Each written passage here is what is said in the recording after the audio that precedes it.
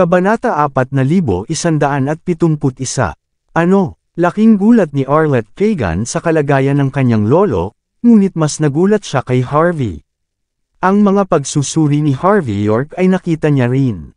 Ang mga salita ni Rodney Foster ay magkapareho sa kanya. Nagpakita ng kakaibang ekspresyon si Wes Pagan nang tumingin siya kay Harvey. Hindi niya inaasahan na si Harvey pala talaga ay may kakayahan. Nagpakita ng malalim na tingin si Kyrie Patel sa kanyang mukha. Noon pa man ay naniniwala siya sa mga kakayahan ni Harvey. Iyon ang dahilan kung bakit siya nagdala sa kanya dito sa unang lugar. Gaya ng inaasahan, tinupad niya ang mga inaasahan nito. Tumingin si Wes kay Harvey bago inilipat ang tingin kay Rodney. Maraming taon na tayong magkakilala, Rodney. Just do your thing. Tingnan mo kung mapapagaling mo ako. I'll be honest with you, Wes. The source of evil energy is right inside your body. The only way to save you is to get rid of that source, matigas na sagot ni Rodney. Sabi nga, may sasabihin ako sa'yo. Ang pamamaraang ito ay magiging lubhang mapanganib.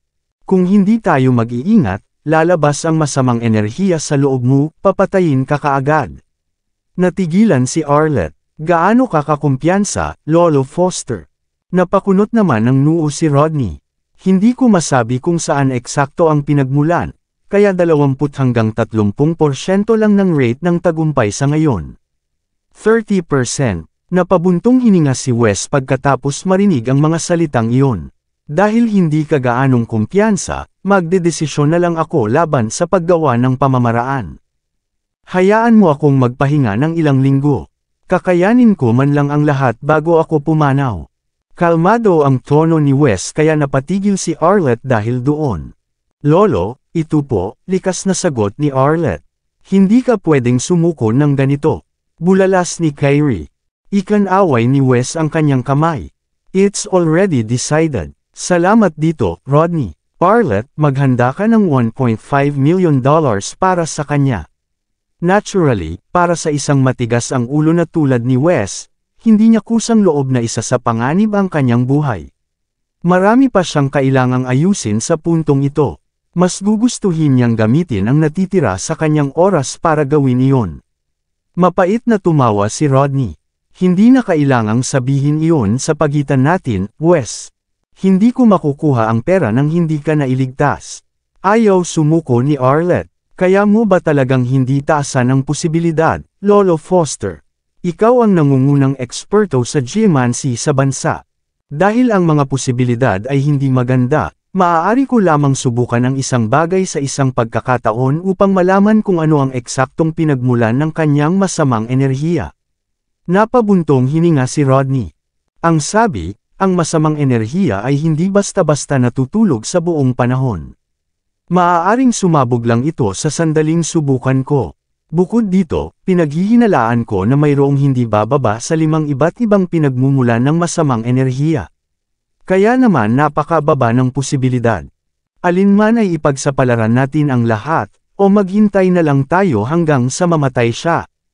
Natahimik si Arlette matapos marinig ang paliwanag ni Rodney.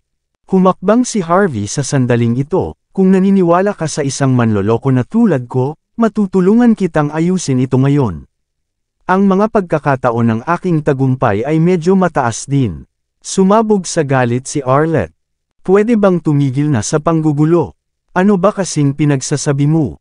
Kahit si Lolo Foster ay hindi magkaroon ng tiwala sa sarili tungkol dito ngayon. Ganoon ba? Napangisi si Rodney Foster matapos marinig ang sinabi ni Harvey York. It's not that I want to disrespect you, bata.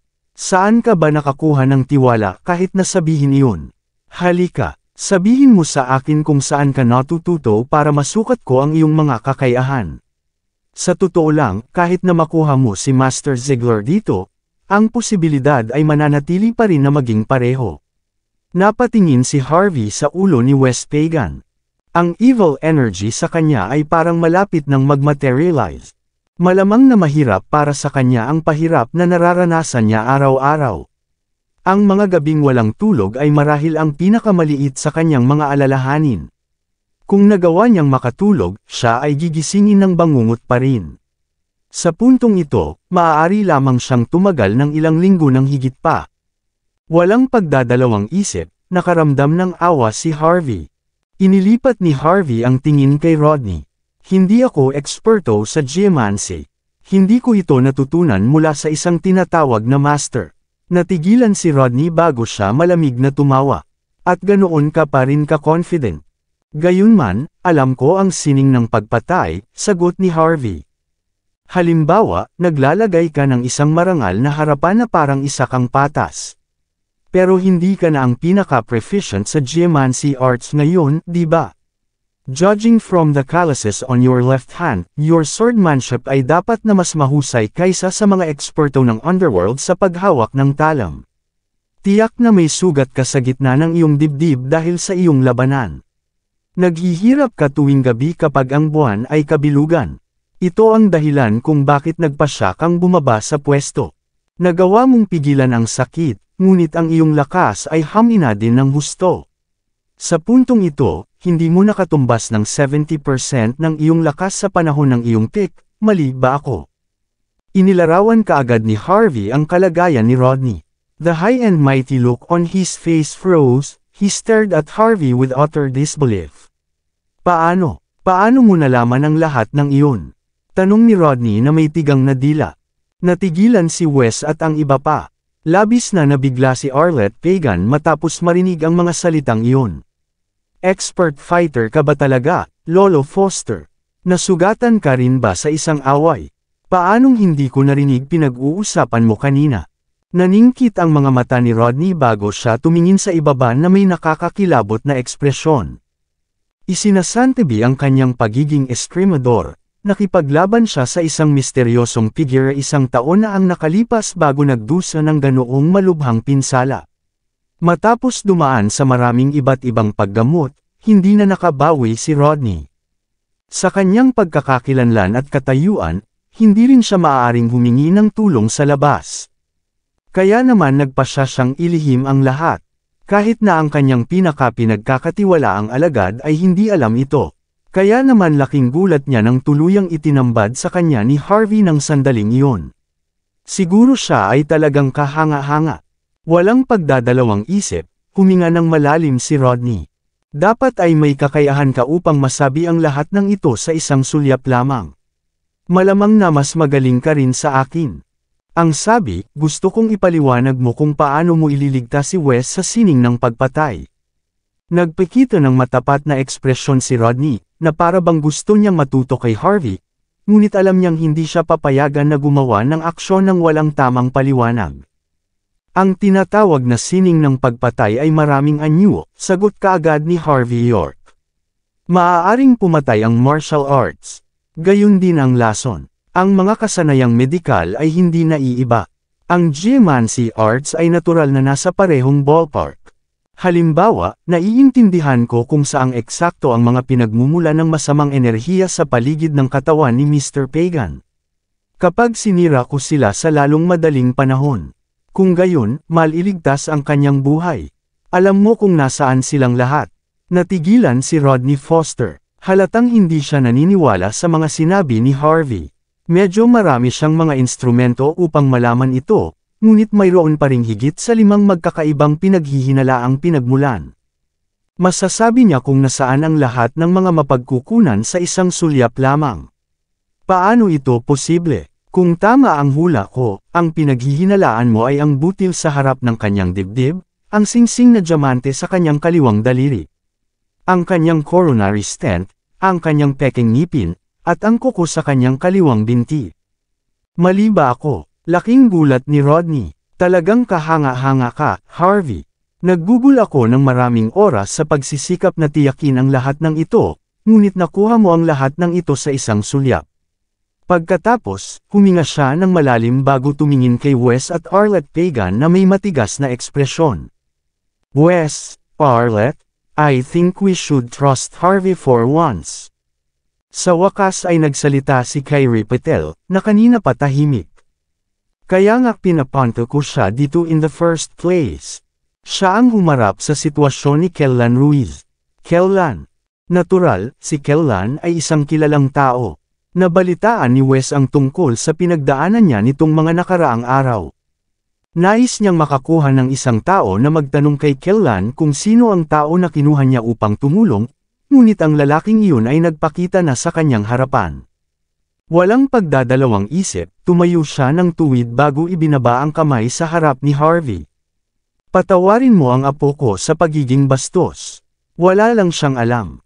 Dahil sinabi mo na mayroon kang magandang posibilidad, kung gayon ipauubaya ko ito sa iyo. Hindi mahalaga kung mabubuhay ako o mamatay.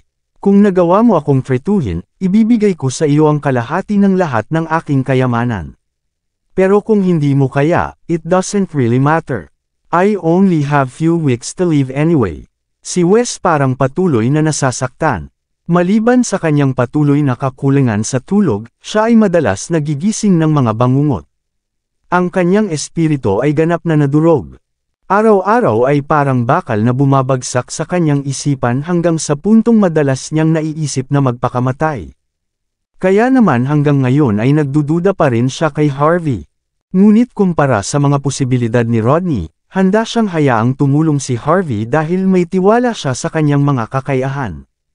Masyado kang mabait, Mr. Pagan. Gusto nang umalis ni Harvey, ngunit naawa siya nang makita niya ang masakit na ekspresyon sa mukha ni Wes. Kung tutuusin, para siyang mabait na matanda. Sabi nga, ayaw pa ring maniwala ni Arlette kay Harvey. Lolo, ang manloloko na ito. Miss Pagan. Malamig na pinandilatan ni Harvey si Arlette bago siya pinutol. Kung hindi ka naniniwala sa akin, bakit hindi tayo tumaya? Kung hindi ko kayang harapin ang problema ng iyong lolo, gagapang ako palabas dito. Pero kung gagawin ko, hindi ko rin gusto ang pera ng pamilya mo. Isa lang ang hiling ko. Ikaw ang magiging maid ko sa susunod na 3 taon. Labhan mo ang aking mga damit, pupanasan ang aking sahig, linisin ang aking banyo, at tatawagin mo akong master araw-araw. How about it? Are you down to sugar? Paanong magawa mo ta, Harvey York? Nag-iba ang ekspresyon ni Arlette Pagan. Ano, sinasabi mong isa akong manloloko, pero natatakot kang makipagpustahan? Sagot ni Harvey. Sa totoo lang, panalo ka sa sitwasyon na ta, di ba? Pwede mo akong gawing biro at patunayan na tama ka kapag nanalo ka. Ang kailangan mo lang gawin ay maging katulong ko ng 3 taon kapag natalo ka, kapalit ng buhay ng lolo mo.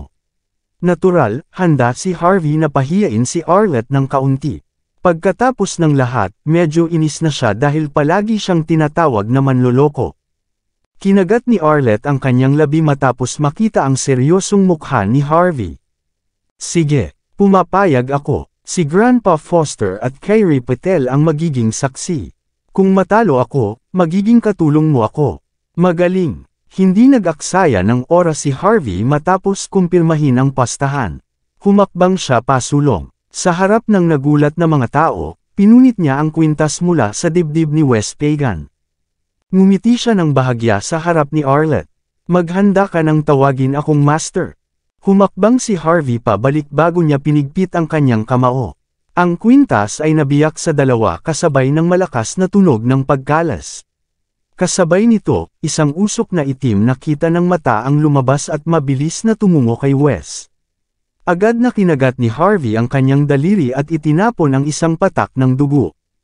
Agad na naglaho ang usok na parang langis sa mainit na kawali. Nanatili ang masangsang na amoy matapos iyon. Diyos ko, bakit nandoon sa kwintas yun? Yun ba talaga ang pinagmumula ng masamang enerhiya? Ang 12 ng mga tao ay hindi makapaniwala habang nagkakagulo sa tsismisan. Mabilis na kumuha ng isa pang patak ng dugo si Harvey bago idiniin ito sa pagitan ng mga kilay ni Wes. Kitang-kita ang mabilis na paglaho ng masamang enerhiya. Tapos na ta, sabi ni Harvey habang pinapagpag ang kanyang mga kamay. Mr. Pagan, tandaan mong panatilihin ang dugo sa ulo mo sa loob ng 24 na oras. Babalik ka sa normal pagkatapos. Matapos marinig ang mga salita ni Harvey, pakiramdam ni Arlette ay sobrang nahihiya at sabay na nasa sabik. Ngumiti ng bahagya si Kyrie. Kumusta ang pakiramdam mo ngayon, Uncle? Parang nananaginip pa si Wes. Iniling niya ang kanyang ulo na may halong kaba bago magpakita ng sobrang saya. Hindi na mabigat, hindi na parang bakal na kumikalansing sa ulo ko. Nakaka-relax. Gusto ko nang matulog. Ipinakita ni Wes ang mahinahong ekspresyon. Dati, matindi ang takot niya tuwing pinag-uusapan ang pagtulog. Sinisikap niyang manatiling gising. Pero ngayon, dahil sa komportableng pakiramdam na hindi niya naramdaman ng matagal, ito ang una niyang gustong gawin. Anong nangyayari dito, Harvey? Lubos na nagulat si Rodney. Ang kwintas na iyon ay isang sinaunang relic. Iilan lang ang kopya nito sa buong mundo. Bakit may masamang enerhiya doon? Nagtaka rin si Wes habang nakatingin kay Harvey. Hindi niya akalain na ang kwintas mismo ang magiging pinagmumulan ng masamang enerhiya. Maraming salamat sa lahat ng sumusubaybay. Please subscribe and follow my YouTube and Facebook channel, Filipino Novel. Maraming salamat po. Kabanata 4175. Naningkit ang mga mata ni Harvey York habang nakatingin sa butil na nasa lupa bago ngumiti. Kung tama ang hula ko, nakuha mo ang butil dahil sa kakulangan ng tulog, tama ba? Tama, dati, napakahirap ng tulog ko. Sa karaniwan, nakakakuha lang ako ng maayos na pahinga kada 3 araw. Sinabi ng isang eksperto na ito'y dahil sa negosyo ng pamilya namin sa pagsusuri ng mga anti-gang bagay. Pagkatapos makasalamuhan ng iba't ibang relic, ang katawan ko ay nakakuha ng masamang enerhiya, na negatibong nakaapekto sa tulog ko. Dahil dito, inirekomenda ng eksperto na humanap ako ng isang banal na bagay para protektahan ang sarili ko, pero hindi ko inaasahan. Nagpakita si Wes Pagan ng kakaibang ekspresyon sa kanyang mukha. Ang eksperto ay isang kilalang tao sa bansa, pero hindi ko inaasahan na muntikan na akong mapatay dahil sa kanya. Tama ang eksperto. Ang bahagi ng masamang enerhiya sa loob mo ay dahil sa mga anti-gang bagay na hinawakan mo noon. Pero, lahat ng problema mo ngayon ay nauugat sa butil na ito. Pagkatapos, yumuko si Harvey at binuksan ang butil, at lumitaw ang isang maliit na buto. Ha! Nagulat ang lahat. Bakit may ganitong bagay sa loob ng isang banal na relic? Kung tama ang hula ko, ito ay buto ng isang sanggol na namatay sa hindi makatarungang paraan. Karaniwan, ang masamang enerhiya ay nasa paligid ng kamatayan ng isang sanggol. Base sa buto, mukhang namatay ang sanggol sa masakit na paraan. Kaya't lumakas ang enerhiya. Kasama ng pagpigil ng butil, nabuo ang masamang enerhiya. Okay lang sana kung paminsan-minsan mo lang itong hinahawakan, pero kahit sino'y makakaalam kung ano ang mangyayari kung isuot mo ito malapit sa puso mo sa mahabang panahon. Kaya, Mr. Pagan, ang may sala ay hindi ang eksperto na nagrekomenda sa iyo ng butil. Ito ay ang taong nagbigay sa iyo ng butil sa una. Maaaring sinadya nila ito. O sila ay ginamit ng iba. Tama ka, Harvey, tumanggo si Rodney Foster na may paghanga sa kanyang mukha. Ang butil ay isang banal na relic, pero ito'y naalisan ng laman ng isang taong may masamang motibo. Naging pinagmumulan ito ng masamang enerhiya matapos ipalit ang loob ng buto ng sanggol. May mga duda na ako noon, pero masyado akong nagpadala kaya hindi ko magawang pagdudahan ang butil bilang pinagmulan. Talagang kahanga-hanga, Harvey. Tumanggo si Harvey. Maliban sa pagpapanatiling gising si Mr. Pagan sa gabi, ang masamang enerhiya ay maaari ring magdala ng malas sa kanya. Muntikan na siyang mapahamak sa iba't ibang aksidente dahil sa bagay na ito. Hindi ko rin agad nalaman noong una. Nagduda ako noong gabing nangyari ang aksidente.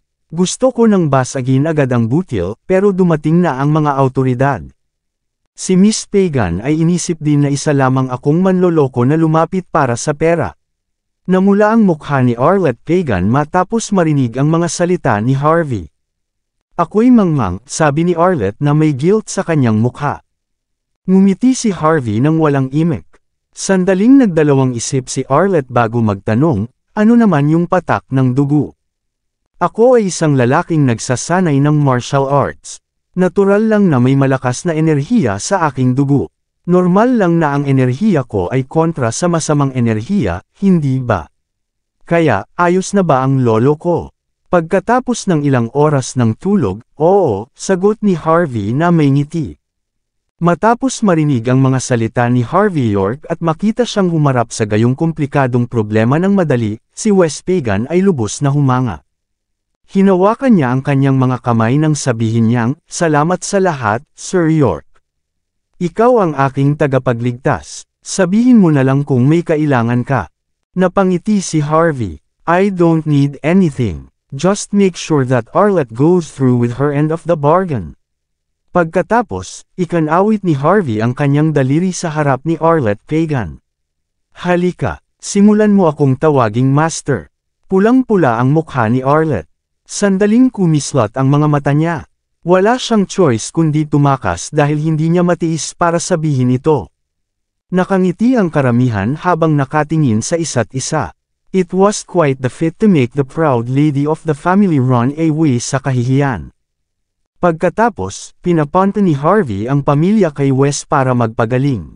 Pagkatapos ay naglakad-lakad si Harvey sa manor sa ilalim ng mayordomo sa patnubay na tanggalin ang ilan sa mga antigo. Mas mainam kung siya ay lubos na tumulong sa pamilya pa rin. Nais niyang makasigurado na wala nang ibang makakagulo pa sa pamilya. Pagkatapos niyang harapin ang maliliit na bagay, lumakad si Rodney Foster na may kahihiyan at pag-aalinlangan na nagpapakita sa kanyang mukha. Pinunasan ni Harvey ang kanyang mga daliri na may ngiti sa labi. "Ano ba, Mr. Foster? May problema ka ba sa pinipili kong mga antik?" "Not at all. You have a keen eye. Inimbestigahan ko ang mga antik na napili mo rin. Lahat sila ay nahukay kamakailan, kaya ang masamang enerhiya sa loob nila ay malakas. Hindi ito makakabuti sa manor nila dito. Magiging malinis ang buong lugar kapag nawala ang mga anti-gang ito. Ang mga pamamaraan mo ay makajos, Sir York." Tumango si Harvey. "Mabuti naman kung ganoon. Bagamat, natatakot ako na kailangan nating sabihin kay Mr. Pagan ang tungkol dito. Mahigpit ang pangangalakal ng mga cultural relics. Ipinagbabawal sa loob ng bansa. Mas maganda kung kunin sila ng gobyerno." "No problem. I'll inform him," tumango si Rodney. Sa katotohanan, ang pamilyang Pagan ay dalubhasa sa pagbebenta at pag-auction ng mga antik. Mahilig silang mangolekta ng mga kayamanan na naiwan ng mga lokal na katutubong at mga akdang pampanitikan. Hindi sila interesado sa unearthed na mga antigo sa lahat. Siguro nagkamali si Wes sa mga antik. Ang sabi, ang iyong mga pamamaraan at paghatol ay isang pambihirang tanawin. Paulit-ulit na pinupuri ni Rodney si Harvey, na para bang pilit niyang pinapasaya.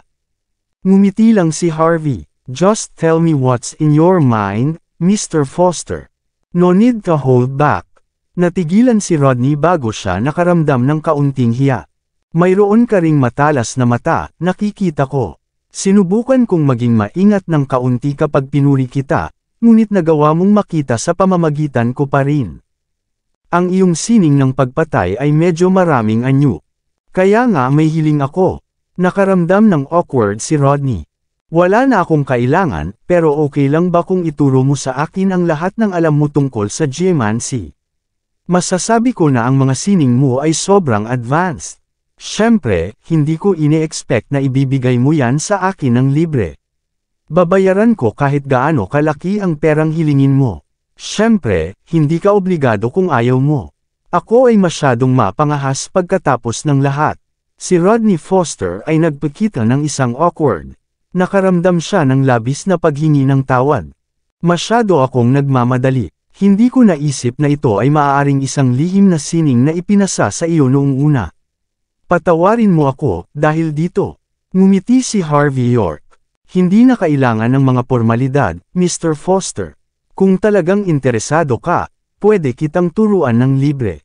Walang bayad." Natigilan si Rodney. Hindi siya makapaniwala sa narinig niya. Ang geomancy arts ni Harvey ay mukhang simple, ngunit malinaw na siya lang ang gumawa nito, kaya dahil bihasa siya dito. Ang milyon-milyong dolyar ay hindi pa rin sapat upang bilhin ang gayong kasanayan. Kung gusto ni Harvey, papayag si Rodney na makipagpalitan ng kahit ano sa kanya. Ngunit sa halip, nagpasya siyang ibigay ang gayong napakahalagang kaalaman ng libre. Hindi man lang napigilan ni Rodney ang kanyang kawalang paniwala sa sandaling iyon. Siyempre, libre ito. I wasn't a geomancy expert, to begin with. I just dabbled in the profession because of my art ng pagpatay. Walang intensyon si Harvey na magtago ng anuman. Pwede kitang turuan kung gusto mo talagang matuto. Ang sabi, may isa akong hiling. Nagningning ang mga mata ni Rodney. What kind of request? You're only allowed to use this to save people, not vice versa. Kapag nalaman kung ginagamit mo ang kaalaman para saktan ang mga tao, lulumpuin kita o lilipulin sa sarili ko sa balat ng lupa. Matingkad na ngiti ang ipinakita ni Rodney matapos marinig ang sinabi ni Harvey. Huwag kang mag-alala. Ang aming linya ng propesyon ay puno ng mga tapat na tao. Ang aming mga aksyon ay hindi kailanman magtataksil sa aming konsensya. Kung talagang gagamitin ko ang geomancy arts mo laban sa ibang tao, sasampalan ko muna ang sarili ko hanggang sa mamatay. Ang sabi, sigurado ka bang handa kang ibigay sa akin ang ganoong mahalagang kasanayan ng libre? Tumango si Harvey, hindi ko ito magagamit ng madalas. At saka, walang paraan na maging eksperto ako sa geomancy anumang oras. Anyway, I'd be doing a good deed kung ginagamit mo ang kakayahan ko para iligtas ang iba. Iyon ang dahilan kung bakit ito ay walang bayad. Ang isang Ginoo ay hindi bumabalik sa kanyang salita. Nanginginig si Rodney bago ibinagsak ang mga tuhod sa lupa. Pakiusap tanggapin ang aking mga pangako, Sir York. Pagkatapos, isinulat ni Harvey ang lahat ng kanyang kaalaman tungkol sa geomancy arts para sanayin ni Rodney. Laking gulat ni Arlette nang makita niya ang tanawin habang pababa mula sa ikalawang palapag. Manloloko ka lang, Harvey. Siguradong isinumpa mo si Lolo Foster o ano? Bakit niya gagawin ang bagay na iyon kung hindi siya? Siya ang rurok ng lahat ng geomancy arts sa loob ng bansa. Hindi matanggap ni Arlette ang tanawin. Sa wakas ay inamin niya na si Harvey ay isang may kakayahan at maswerteng lalaki. Pero ayaw niyang maniwala na mas magaling siya kay Rodney. Hindi niya matiis ang kanyang idolo na kumanta ng mga papuri sa isang con artist na tao sa ganitong antas. Ang tanawin ay ganap na wala sa kanyang wildest imagination. Mamamatay na sana ang lolo mo sa loob ng ilang araw nang wala ang tulong ko. Magiging ulila ka na sana pagkatapos nito, sagot ni Harvey habang pinupunasan ang mga daliri. Ikaw, si Arlette ay kumukulo sa galit matapos marinig ang mga salita ni Harvey. Siya ay napakatigas pa rin ng ulo. Maswerte ka lang, kahit na natalo ka pa rin sa taya. I'm your master for the next 3 years. Harvey smiled calmly. Halika, tawagin mo na akong master. Nasaan ang ugali mo?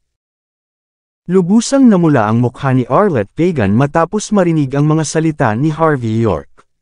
Likas siyang umatras, na parang may ginawa si Harvey sa kanya. Bibigyan kita ng $15 milyong, isang sports car, at isang villa. Gusto kong matapos ang taya bilang kapalit. Paano ang tunog na iyon? Ngumiti lang si Harvey nang walang sinasabi. Ano, sa tingin mo, hindi sapat iyon? Nagpakawala si Arlette ng pang-uuyam. She looked disdainful, thinking that Harvey was just a greedy man. Fine. Doblehin ko ang pera. Well, $30 million is not that much to me anyway. I can get that amount of money in a blink of an eye. Kahit na ang halaga ng mga ari-arian ng iyong buong pamilya ay baon lang sa akin. Ang kinaiinteresan ko ay ang misteryosong ginang ng pamilyang Pagan na dalhan ako ng tsaa at linisin ang aking sahig. Iyon ay magiging mas kasiya siya. Hindi mabibili ng pera ang ganoong uri ng kaligayahan. 70 milyon. Mas lalong namula ang mukha ni Arlette kaysa dati. Kinagat niya ang kanyang mga ngipin bago magbigay ng presyo na akala niya ay gagawin ni Harvey, na hindi kailanman magagawang tanggihan. Sa isip niya, kaya ng pera ang anumang problema. Kailangan magpahinga ng lolo mo kahit 1 linggo bago siya tuluyang gumaling. Tumalikod si Harvey, na handang humakbang palabas sa lugar na iyon. Para sa kabaitan mo, dapat alagaan mo siya pansamantala. Kailangan kong mag-duty kapag katapos nito. Iminumungkahi kong manood ka ng ilang video upang matuto ng ilang bagong kasanayan. Kung tutuusin, ang pagluluto at paglilinis ay hindi madaling gawain. Si Arlette ay nagpakita ng nakakatakot na ekspresyon sa kanyang mukha. Ang kanyang mga kamay ay magkakross habang siya ay sumisigaw sa galit. Masyado ka ng maangas, Harvey. Sa tingin mo ba may karapatan kang maging amo ko? Kung ang mga tao ang paghabol sa akin sa Golden Sands ay nakakakuha ng hangin tungkol dito. Kaya mo bang tiisin ang kahihinatnan? Sampal, hinampas ni Harvey si Arlette sa puwetan na may kasamang isang mahinang ngiti. How dare you speak to your master like that? Bastard! Kumukulo sa galit si Arlette. Hindi lamang siya lubos na hindi iginagalang, nakuha pa ni Harvey ang pakiramdam na hampasin ang kanyang puweten. Siya ay isang dalisay at inosenteng binibini. Hindi siya maninindigan para sa ganitong uri ng pagkabalisa. Enough! Stick to the deal, kalmadong babala ni Harvey kay Arlette. Paano kung may mangyari ulit sa lolo mo, at kailangan mo ako? Paano mo naman ako hihilingan ng tulong pagkatapos? Agad na kumalma si Arlette matapos marinig ang katwiran ni Harvey. Si Harvey ay parang isa siyang masamang young master na nakikipaglaro sa isang binibini. Ngunit kailangan niyang aminin na siya ay kailangang-kailangan. Hindi siya maglalakas loob na labanan si Harvey, kahit hanggang sa makakahanap siya ng mas mahusay na eksperto sa geomancy. Pagsisisihan mo ang pagiging amo ko, Harvey. Bulalas ni Arlette. Isang tusong ekspresyon ang makikita sa kanyang mukha nang umalis si Harvey. Mabilis niyang sinubukang tap-okan ang likod ng sapatos ni Harvey, sana madapa ka at gamulong. Sampal, mabilis na naiwasan ni Harvey ang pagtatangka ni Arlette bago ipinulupot ang kanyang mga braso sa kanyang payat na baywang at hinampas siya sa puwet ulit. Sigaw ni Arlette bago tuluyang namula ang mukha niya. Hindi tumigil si Harvey matapos ang ilang hampas. Ang pagkamahiyain ni Arlette ay nauwi sa galit at lubos na hindi paniniwala. Paano nagagawa ng bastard na ito? Di ba siya marunong mag-trato ng babae? Dapat maging malumanay siya sa akin. How dare you? Tatawag ako ng mga pulis. Gusto kong masira ang reputasyon mo. Patuloy na nagpupumigla si Arlette Kagan, ngunit mas lalong lumalapit ang katawan ni Harvey York sa kanya. Dahil dito, lalo siyang nataranta. Bitawan mo ako, pervert ka. Bitawan mo ako ngayon din. Galit na sigaw ni Arlette. Ilang beses pang sinampal ni Harvey ang puwita ni Arlette bago ito ngumiti. Tandaan mo, ito ang parusa mo sa paglaban mo sa iyong amo. Huwag mong isipin na magpapakita ka sa harapan ko dahil lang sa kabilang ka sa isa sa mga nakatagong pamilya. Sampalan kita ng maraming beses hanggat gusto ko kapag sinuway mo ako. Tinakpan ni Arlette ang kanyang namamaga na likuran ng may matingkad na pulang mukha. Funk ka, nakaramdam siya ng matinding hinanakit, ngunit may kakaibang pakiramdam ang lumitaw sa kanyang puso. Gusto niyang kamuhian si Harvey ngunit hindi niya magawa. Anong problema? Si Harvey ay likas na tumingin sa puwita ni Arlette. Gusto mo pa ba ng ilang sampal o ano? Mabilis na umatras si Arlette na halos mabali ang isang ngipin niya sa lahat ng pagngangalit na iyon. Funk! Bastard! Maghintay ka lang. Aalagaan kita sooner or later. Pulang-pula ang mukha ni Arlette na tila nasusunog. Kalmadong ngumiti si Harvey. Oo naman. Mahal ko ang mga magagandang babaeng nag-aalaga sa akin. Ang problema, paano mo pinaplanong gawin iyon? Agad na kumunat ang noo ni Arlette. Handa na siyang sigawan muli si Harvey para umalis na ito. Ngunit napagtanto niya na ang mapaglarong tingin nito ay gumagalaw sa buong katawan niya. Nakaramdam siya ng labis na pagka-guilty sa sandaling ito. Mabilis siyang nag-iwas ng tingin bago tuluyang sinubukang umalis. Ngunit bago pa niya magawa, galit na galit siyang muling tumingin kay Harvey. Ako ang ginang ng misteryosong pamilyang Kagan, ang kahalili ng pamilya. Bakit hindi ko kayang harapin ang ilang random punk? Walang pagdadalawang isip, nagngangalit si Arlette habang nakatitig kay Harvey.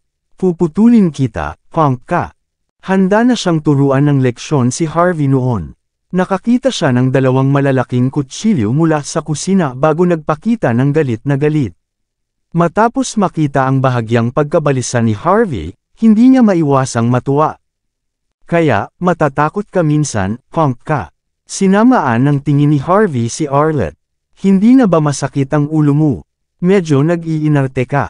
Natigilan si Arlette bago ibinagsak ang mga kutsilyo sa kanyang mga kamay.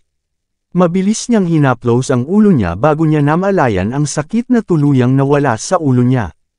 Tanging puro saya lang ang makikita sa mukha niya sa mga sandaling ito. Ang sakit ng ulo niya ang pinakamasamang nangyari sa kanya. Ang sakit lamang ay magiging napakasakit. Hindi ko sinubukang samantalahin ka ngayon.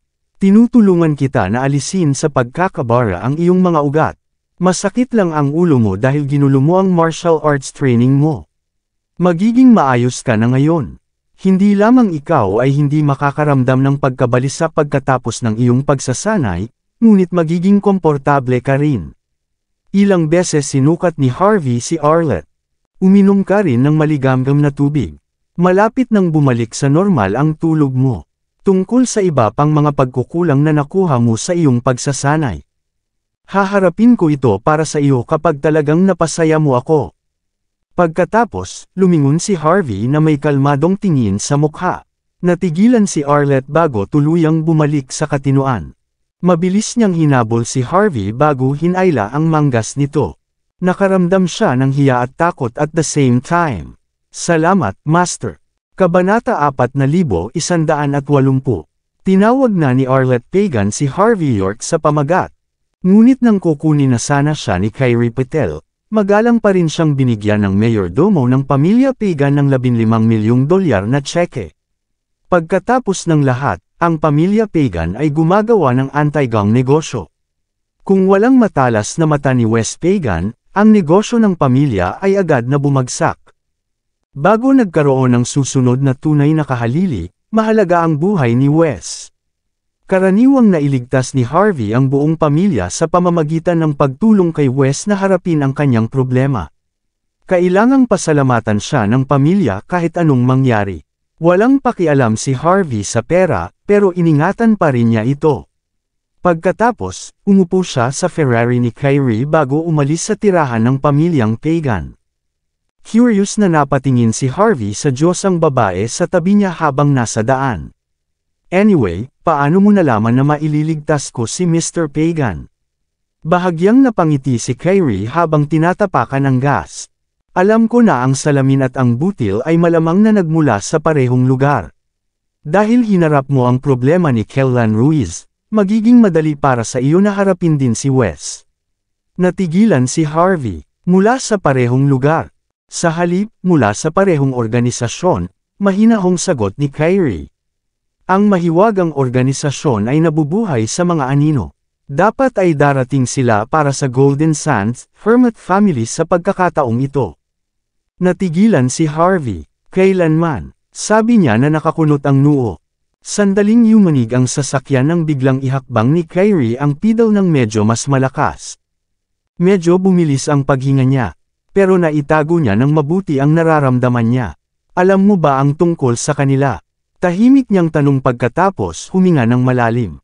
Nakapangangatwiran ako noong nilabanan ko sila minsan pabalik sa South Sea, sagot ni Harvey.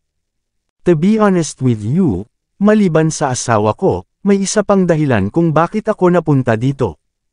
Mayroon akong balita na mayroong isang tao na mataas dito sa organisasyong ito. Gusto kong ilabas ang taong ito. Nagpakita ng kakaibang ekspresyon si Kyrie bago siya huminga ng malalim. Dahil nasasabi mo na sa akin ang lahat ng ito, magiging prangka din ako.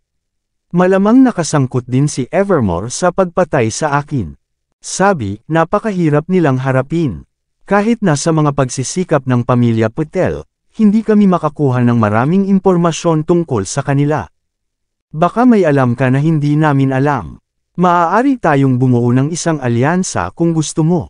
Napaubo si Harvey. Hindi magiging problema iyon. Sabi nga, natatakot ako na kailangan kong itago ang alam ko sa ngayon. Pagkatapos ng lahat, ito ay medyo mahirap lunukan na tableta. Naningkit ang mga mata ni Kyrie. Naiintindihan ko. Malamang nakasali ang mga pamilyang may pinakamataas na ranggo dito. Hindi lamang ikaw ay kakalad ka rin sa panganib. Ngunit ang buong lungsod ay magkakaroon din ng kaguluhan dahil dito. Napatingin si Harvey kay Kyrie. Hindi niya inaasahan na magiging ganito ka-insightful siya. She was so perceptive na medyo nakakatakot. Nagawa niyang malaman ito pagkatapos lamang makarinig ng isang pahayag. Paano ito? Napangiti si Kyrie. Hindi kita pipilitin kung ayaw mong sabihin sa akin ngayon, ngunit maaari akong mag-alok sa iyo ng ilang payo.